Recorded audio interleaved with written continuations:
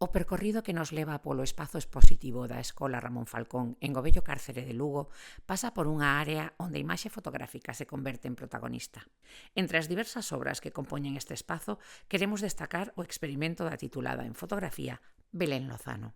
Arredor do autorretrato sen rostro, un proxecto que invita a cuestionar a identidade da modelo, Lozano fai unha proposta que xorde a partir das verbas da escritora Louise Gluck, gañadora do Premio Nobel de Literatura e do seu poema Solitude.